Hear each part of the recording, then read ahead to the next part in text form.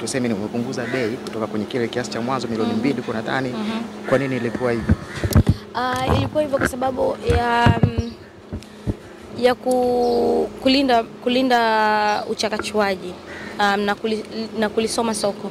Unajua kumanage mawakala wengi pia inahitaji uwe na mzigo mkubwa pia. Kwa hiyo ilikuwa tuliweka hela hiyo kubwa ili tuwe na mawakala wachache tuweze kwa control, and then tujipe muda at least hata mwaka wa kusoma soko linaendaje. Then tumelisoma soko, tumelielewa, and that's why tumekuja na mzigo mkubwa. And now sasa tunachukua mawakala ambao hata wale wajasiriamali wenye kipato kidogo. Okay. Kwa nini wanakuwa asilimia kubwa wa superstars, tukizungumzia hata Marekani pia, biashara kubwa ambayo wana plan kuifanya kwa wanawake, biashara ya vipodozi? Why not biashara nyingine?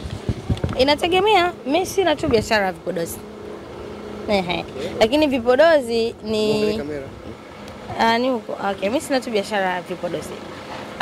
Lakini vipodozi kwa sababu ni passion yangu, ni kitu ambacho nakipenda. Unajua ukishakuwa mwanamuziki wa kike unakuwa inspired na vipodozi vya watu wengine, kwa sababu si ndio unarembeka, unatumia skin care na nini, kwa hiyo unajikuta umeingia kwenye hayo maisha, and then baadaye brand inapokuwa kubwa unaona why not usiwe navyo wewe mwenyewe. Okay. Yeah. Na kwamba sasa hivi Nandy biashara ndio inakulipa sana kuliko muziki ambao pia unaufanya? Hapana, labda niseme 50-50. Kuna msimu na msimu. Biashara yangu ni msimu wa siku zote. Biashara yangu kila siku naingiza hela. Kila siku nafunga hesabu. Muziki unakuta kwa mwezi unaweza kufanya show 3, show 4 kwa sababu most of the time ni weekends. Yeah. Lakini pia bei ya show zangu na nini ni tofauti na mahesabu yangu naofunga kila siku. Lakini vyote naviheshimu kwa sababu vinaniingizia hela. Yeah. Kwa maana hiyo kwamba isimini kwamba siku za usoni tegemea Nandy atakuja kuachana kabisa na muziki, aanze kudeal pia na biashara, kwa sababu biashara inamuingizia pesa zaidi. Na hiyo biashara imetokana na muziki, kwa hiyo tuko sawa. So kwa tukiangalia biashara ya muziki, competition imekuwa kubwa sana. Wewe ni mmoja wa wasanii ambao wanafanya vizuri sana. Na mimi kuna mwanamuziki ambaye yuko chini anatamani ufika level ambayo umefanya wewe. Umefika wewe. Unafanya nini ili kuweza kumaintain hii status yako ya kimuziki ambayo iko sasa hivi? Consistency, ile focus ya nini unataka. Mimi naangalia sana soko sasa hivi linataka nini, muziki umehamia wapi, watu wanapenda nini. Ukiangalia Nandy wa mwaka jana na juzi ni tofauti na mwaka huu kwa branding na kila kitu. Kwa hiyo najaribu kulisoma soko, sio kama nalipatia sana, lakini najaribu kwenda nalo jinsi ninavyotaka. Yeah, hicho cha kwanza. Lakini kingine ambacho ni kisiwe cha kwanza ndio inaweza kuwa cha kwanza futi cha pili, Mungu akikupa kibali basi kibali ni chako tu. Wewe ni msanii wa kike pekee ambaye naweza nikisema una own record label, na hongera kwa kuweza kusimamisha hilo. Though nimeona kuna baadhi ya comments kuhusiana na record labels zetu za hapa Tanzania, watu wamekuwa kiongea kuwa wasanii wa Bongo hawajui kusimamisha record labels, na kila mtu akiongelea kwa upande wake. Kwako wewe, ili record label isimame, ni nini inahitaji, lakini pia record label ni nini na nini inataka? Ili record label isimame inahitaji kupata wasanii wanaoelewa nini maana ya record label, na mwenye record label aelewe nini maana ya kuwa na record label. Ili record label iwe record label inahitaji pande zote mbili ziwe na usimamizi mzuri, na inahitaji pande zote mbili ziwe na uvumilivu, msanii na mwenye record label. I think hicho ni cha muhimu sana, na inahitaji talent pia. Okay, speaking about msanii wako ambaye pia ametoka ndani ya label, na mzungumzia Yami. Of course pia statement ilitoka ndani ya The African Princess na ulizungumza. By the way, juzi kati alitoa ngoma yake mpya na alidai kwamba kuna baadhi ya vitu ambavyo pengine nyie African Princess ilikuwa mnavihitaji na yeye alivitimiza. Tuanzie kwenye swala la kulipiza milioni 100 alilolizungumza yeye. Ni kweli ilikuwa na uhusiano, kwa sababu hata kwenye statement yenu nyie hamkuandika kama mmemlipiza milioni 100. Hii story ambayo alizungumza ni la kweli? Yeah, ni kweli. Ni kweli. Okay. Kwa nini mlitaka milioni 100? Ndivyo mkataba ulivyo. Ukiwa una terminate kabla ya muda kufika, kuna gharama ambazo unachukua. I think na haiko bei hiyo, ilikuwa ni zaidi ya hiyo. Lakini kutokana na mahusiano yetu mazuri na bado ni mtoto mdogo ambaye anajitafuta, tulimpa chance ya yeye kuamua anataka yuko comfortable kwenye bei gani, and then akawa yuko comfortable kwenye bei hiyo tukapokea kama asante. Inapokata kama msanii kuona kwamba unasimamisha mtu akataka kuondoka kabla yeye uanze kupata kuchukua hela zako nyingi? Hapana, hainikati kwa sababu naamini kila kitu Mungu anapanga. Huwezi jua kwa nini imekuwa hivi sasa hivi na huwezi jua ingetokea nini mbeleni. Tunatamani aendelee kukua, tunatamani aendelee kufanya vizuri. Kwa sababu anapoendelea kufanya vizuri ndipo ambapo anaitangaza The African Princess, sababu ni zao la The African Princess. Yeah. Okay, sawa, kuna hizi tetesi za kauli ya Yan kwamba alikualika kupitia management lakini alikupigia simu wewe haukupokea siku mbili. Kuna ukweli wote ulikuwa na taarifa ya yeye kutambulisha kazi mpya na alikualika ukupokea au taarifa zake si sahihi?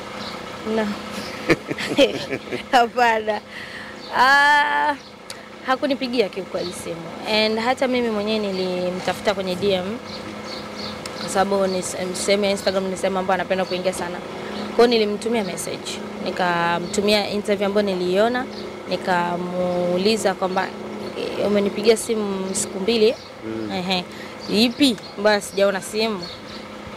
Na nikampa option pia kama ingekuwa umenipigia labda simu ukunipata, una option nyingi. Ana namba ya mdogo wangu, ana namba ya dada yangu, ana namba ya Memo, ana namba hadi ya Naya.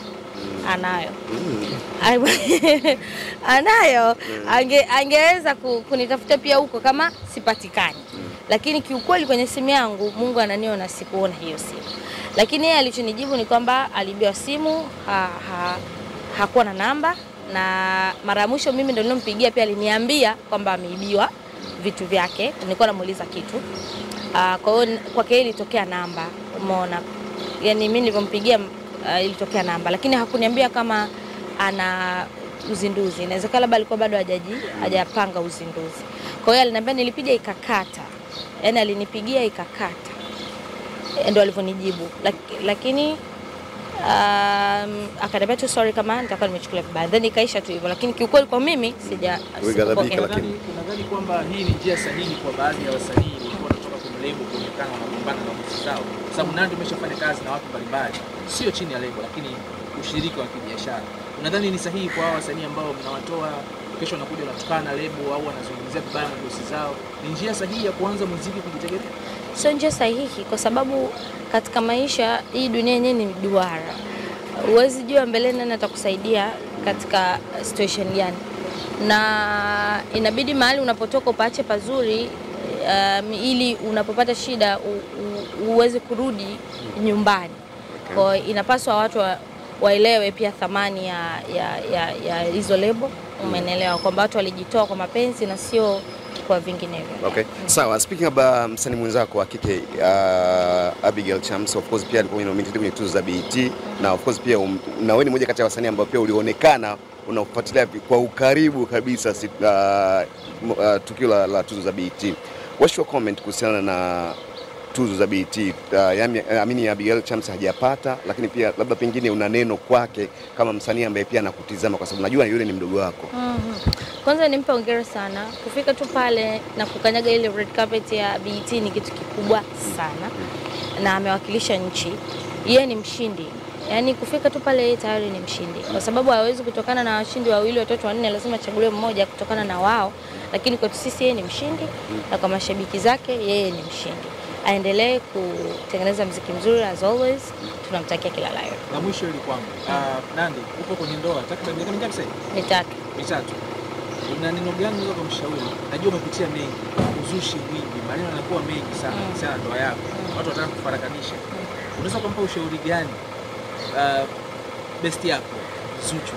Ameingia kwenye ndoa sasa, umetuambia hivi. Unaweza kumpa ushauri gani ili ndoa yake iweze kusustain kama ilivyokuwa ya kwako mpaka sasa hivi na furaha na familia? Kiukweli siwezi kumpa ushauri kwenye mtandao kwa sababu tunachat sana na tunashauriana vitu vingi. Kwa hiyo ushauri wangu anao mwingi na wake nao mwingi. Tunashauriana wote tu. Ulialikwa kwenye ndoa? Ulialikwa? Hapana, ile ilikuwa private, kila mtu alikuwa yuko surprise, lakini nitaalikwa kwenye shughuli.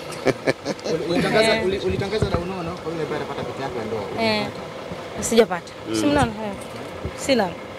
Nahisi kwamba usingekuwa na binafsi kwenye mazingira kupotea kwa pete ingekuwa ni tabu kidogo kujieleza. Kubwa sana. no, na Mungu alinisaidia. Okay, na bado pia si unaitafuta kwa mtu ambaye labda pengine anaweza kuanua interview dongo nono na vitu kama hivyo. Nishasema atakayeniletea nitampatia milioni 10. Kiukweli sio kwa sababu eti si pete zina gharama sana. Unajua mtu mwingine anaweza kaisi kama anatoa milioni 10, hizo pete zitakuwa milioni 50. Hizo pete zinaweza kaa ziko chini hapo, lakini memory yake ni kubwa kuliko wanachokidhania. Okay. Ndio, labda Nandy, labda pete ilivyopotea kutokana kuna maneno ambayo yalikuwa mengi, uzushi wengine wanahusisha na masuala ya kishirikina kwenye familia yako, labda hawakuhusisha labda kwamba ni masuala ya kishirikina pete yako ya ndoa kupotea. Sasa tuamini, afu uzuri upande wa mume wangu na upande wangu mimi wote ni Wakristo, na tena wale Wakristo walokole kabisa, watu walioshikilia dini. Kwa hamna mtoto mwenye hao mawazo. It happened, mwizi tu. Kama imeibiwa tu. Ilipangwa imeibiwa. Huwezi jua labda niombeeni nipatie pesa nyingine. Thank you so much.